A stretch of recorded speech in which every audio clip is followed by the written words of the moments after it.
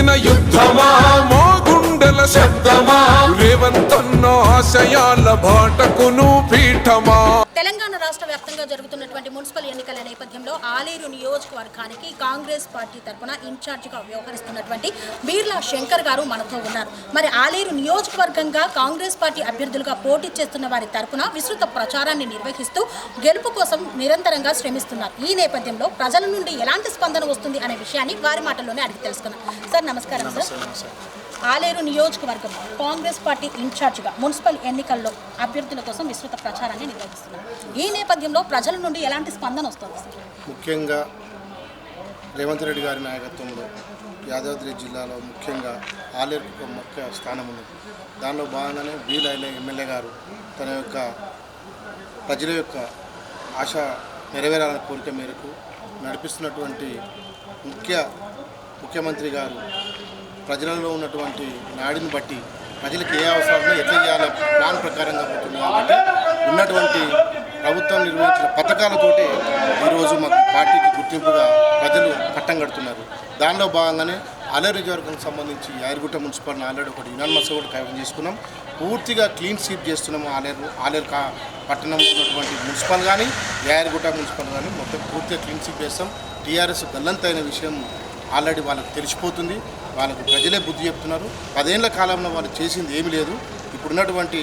ఇప్పుడు ఆల్రెడీ ప్రభుత్వ పథకాలతో పాటు ఆలేరులో ప్రత్యేకంగా వీళ్ళ ఎమ్మెల్యే గారితో ముందుగా అన్ని రకాలుగా ప్రజలే నా దేవుళ్ళు అని రోజుకు 24 గంటలు ఉంటే 17-16 గంటలు పనిచేస్తున్నాడు. దానిలో గుర్తింపు భాగంగానే కాంగ్రెస్ పార్టీకి ప్రజలు పట్టం కడుతున్నారు. 10 ఏళ్ల కాలంలో మున్సిపాలిటీను నిర్ణయం చేసిరు. దానిలో భాగంగానే అత్యధికంగా మెజారిటీతోటి ఈ 2 మున్సిపాలిటీల్లో ప్రజలు దీవిస్తున్నారని కోరుకుంటున్నారు. కౌన్సిలర్ అభ్యర్థుల తరఫున మీరు ఇస్తున్నటువంటి ప్రత్యేక హామీ? కౌన్సిలర్ కంటే ఇప్పుడు జనరల్గా ఉన్నటువంటి గత 10 ఏళ్లలో వాళ్ళు పరిపాలనలో దోచుకోవడమే జరిగింది. ప్రభుత్వంలో ఉన్నటువంటి నగరాలలో పట్టణ పరిస్థితులను ఆగమాగం చేసి వాళ్ళు అన్యాకృతంగా ప్రజలకు ఏ అవసరాలు ఉన్నాయి, ప్రజల ముఖ్య ఉద్దేశం ఏం అవసరం ఉంది, వాటికి చేరువగా ప్రజలకు దగ్గర లేరు. ఈరోజు ఒక ఎమ్మెల్యే అయ్యుండి కూడా కామన్ మ్యాన్గా ఒక ముందు జాగ్రత్తతోటి ప్రజలకు ఏ అవసరం ఉన్నాయి, రైతులకు నీరు కావాలి, పట్టణంలో కూడా వాళ్ళు అడిగేది ఏమడుగుతారు, డ్రైనేజ్ సమస్యలు, రోడ్ల సమస్యలు, ట్యాక్స్లకు సంబంధించి నిత్యావసర వస్తువుల విషయంలో ఏ రకంగా అయితే ముందుకు పోవాలో, డెవలప్మెంట్ యాక్టివిటీ కింద ఎట్లా పనిచేయాలని, పురపాలక సంఘంలో ఏ అవసరాలు ఉన్నాయనేది ప్రజలకు ఒక కమిషనర్ దగ్గర పోయి మాట్లాడాలని, ఒక కౌన్సిలర్ పోవాలన్నా కూడా అప్పుడున్న రాజకీయ వాళ్ళ స్వార్థ ప్రయోజనానికి ఉపయోగించి తప్పితే అధికారుల దగ్గరికి పోయి పనులు ప్రజలకు దూరం పెట్టి తప్పితే వేరే ఆలోచన లేదు. మున్సిపాలిటీ అయినప్పటికీ కూడా అభివృద్ధి జరగలేదంటారు. అస్సలు ఏ మాత్రం యాదగిరిగుట్ట పట్టణంలో గతంలో ఉన్నటువంటి ఎమ్మెల్యే గారు కానీ గతంలో ఉన్నటువంటి మంత్రులు కానీ ఇక్కడ స్థానికంగా నిర్వహణ చేసారు. యాదగిరిగుట్ట దేవస్థానం అని పేరుకే చెప్పుకుంటూ కానీ కింద భూ నిర్వాసితులందరినీ సొంతంగా ఉన్నటువంటి వాళ్ళ సొంత ప్రయోజనాలకు వాళ్ళ లాభాల ఆర్జన కోసం చేసే తప్ప ఇక్కడ ఉన్న వర్తక వ్యాపారాలను కానీ ఇక్కడున్న భూమి కోల్పోయిన వాళ్ళు, ఇండ్లు కోల్పోయిన వాళ్ళకి కానీ ఎలాంటి వాళ్ళు ఒక్క పని కూడా చేయలేదు. ఇంతవరకు నష్టపరిహారం కాదు కదా, వాళ్ళ ముందు అట్టడుగురు వర్గాలకు మొత్తం క్షీణ స్థాయిలో 10 సంవత్సరాలు అన్నో గోచారానికి గురి చేసింది. ఇక్కడ రోడ్డు పైన, మెయిన్ రోడ్డు పైన ప్రధానంగా ఎవరిని అడిగినా కానీ బ్రిడ్జి సమస్య అంటారు. అసలు ఆ సమస్య ఏంటి సార్? ఎక్కడ మొదలైంది? ముఖ్యంగా వాళ్ళు వర్తక వ్యాపారులు ఇక్కడ ఒక 30 షాపులు, ఇక్కడ ఒక 30 షాపులు, 60 షాపులు ఉంటాయి. ఇక్కడ రోజువారీగా వాళ్ళకు నిత్యం గత 100 సంవత్సరాల నుంచి వాళ్ళ తాతల నుంచి సంపాదించుకున్నట్టు వాళ్ళు జీవనోపాధి కోసమే ఉన్నారు. వాళ్ళు వ్యాపార అభివృద్ధి కోసం వాళ్ళు చేసుకున్న దృష్టితో ఆ రకంగా వాళ్ళు వర్తకం చేసుకుంటూ ఒక ఫుడ్ స్టూడియోలు కానీ, ఒక హోటల్ కానీ, ఒక లాడ్జ్ కానీ ఏది ఉన్నా కూడా, ఓగున్న బొమ్మల షాపులు, పాలాల దుకాణాలు, స్వీట్ హౌజులు ఏది ఉన్నా కూడా వాళ్ళు రోజువారీ గడిస్తే పూట గడుస్తున్నారు. బొమ్మల షాపులు కానీ నమ్ముకుంటూనే బతికి వాళ్ళ జీవనోపాధి గడుపుకునే వాళ్ళు, పిల్లల చదువుల కోసం కానీ ఇవన్నిటికీ ఉపయోగించుకునే వాళ్ళు. అలాంటి వారి విషయంలో ఒక్కసారి కూడా పట్టించుకోలేదు. ఇక్కడ ఉన్నటువంటి మీకు పట్టాలు ఇస్తాము, భూములు ఇస్తామని చెప్పారు. ఆ బ్రిడ్జి కూడా గౌరవ ముఖ్యమంత్రికి మాకు అనుకూలంగా ఈ యాదగిరిగుట్టకు ప్రత్యేక బడ్జెట్ అసెంబ్లీలో కేటాయించుకుంటూ, అదేవిధంగా మాకు బాస్ అయినటువంటి కోమటిరెడ్డి వెంకటరెడ్డి గారి నాయకత్వంలో R&B మంత్రివర్యులు చాలా నియోజకవర్గంలో అభివృద్ధి పనులకు 100 కోట్ల రూపాయలు ఇస్తున్నాడు. దానిలో భాగంగానే ఇప్పుడు కూడా ఈ యాదగిరిగుట్టకు సంబంధించిన బ్రిడ్జి కూడా ఆల్రెడీ వారు పర్యవేక్షణ చేయడం జరిగింది.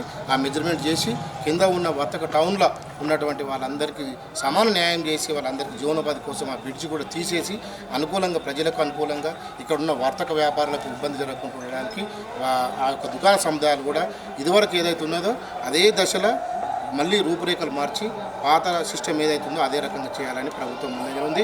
దానిలో భాగంగానే మనకు స్థానికంగా ఉన్నటువంటి యునానిమస్గా జరిగినటువంటి మా భరత్ మా వార్డు కూడా యునానిమస్ జరగడం జరిగింది.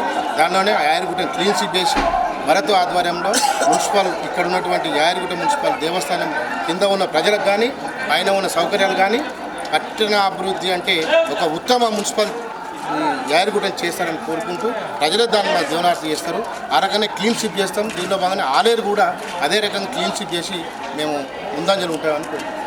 మొట్టమొదటి కౌన్సిలర్ కైవసం చేసుకున్నటువంటి కాంగ్రెస్ ఇన్ఛార్జ్గా మీకు ఎలా అనిపిస్తుంది? మాకు చాలా సంతోషం. వాళ్ళకి ఎలాంటి గత్యంతరం లేదు.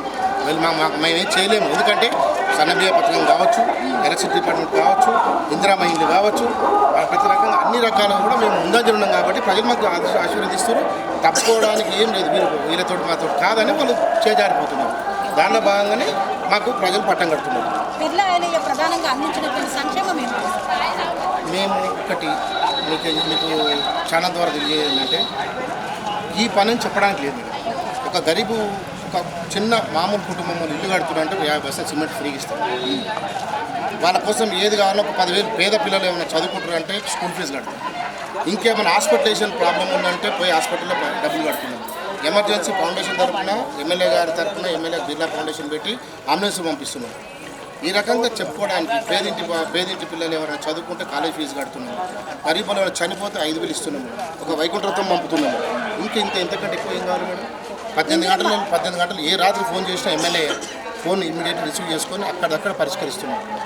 ఇందిరమ్మ ఇళ్ళ గృహ ప్రవేశాలలో యాటపతులను కూడా ఇస్తున్నారని అంటే ఆ సాంప్రదాయం ఎందుకు మేము పెట్టడం ఏంటంటే మాకు ఉన్నటువంటి తెలంగాణ సాంప్రదాయంలో పట్టు వస్త్రాలతో పాటు ఇప్పుడు మన బోనము బతుకమ్మ అయితే సెంటిమీటర్ ఉందో ఒక ఇంటికి పోతున్నప్పుడు ఒక వ్రతం కళ్యాణం చేయించుకున్న తర్వాత ఒక 10 మంది పద్ధతులను పిలుచుకొని వాటికి సమక్షంలో ఒక యాటం కూర్చున్నప్పుడు ఉంటుంది. అంత 5 లక్షల రూపాయలు గవర్నమెంట్కి ఇస్తున్నప్పుడు తనకు మన ఒక బిడ్డగా మన ఒక ఇంటి మనిషిగా ఆ యాటను కూడా అనేది ఇస్తే మనకు కోఆపరేటివ్గా ఉంటాము. మన ప్రభుత్వ తరఫున ఇది కూడా పట్టు వస్త్రాలు కూడా ఇస్తే ఒక అక్క చెల్లి అనుబంధాలు ఉంటాయి. ఆ కుటుంబంతో మనకు ఆ రిలేషన్ ఉంటుంది కాబట్టి ఒక 50,000 మెజారిటీతోటి పార్టీలకు అతీతంగా గెలిపించింది కాబట్టి ఆ రకంగానైనా మనము ఆ ఇంటి సంబంధం బంధుత్వం ఉంటుంది. ఒక గృహప్రవేశం అంటే 100 ఏళ్ళకు ఒక ఇల్లు కట్టినామంటే ఒక 10 ఏళ్ళు 20 ఏళ్ళు 30 ఏళ్ళ లైఫ్ ఉంటుంది. దానిలో పలానా బీలాయిలే వచ్చి మనకు పట్టు వస్త్రాలు ఇచ్చారంటే అదొక ప్రేమ అనురాగం తప్పితే అలా రాజకీయ స్వార్థం ఏం లేదు. మాకు ఇప్పుడు ఎలక్షన్స్ ఏం లేవుగా మేడం. మాకు లేవు కాబట్టి ఇంకా 2 సంవత్సరాల వరకు ఉంది. దీనిలో భాగంగానే గుర్తించి మనకు హైకమాండ్ కూడా గుర్తించి ఒక బీఎస్సీ మెంబర్గా, ఒక గౌట్ ప్రభుత్వ విప్పుగా, ఒక ఉత్తమ ఎమ్మెల్యేగా అన్ని రకాలుగా ఉండుంది కాబట్టి ఇలా జిల్లా అధ్యక్ష పదవి కూడా తమను కట్టబడి జరిగింది.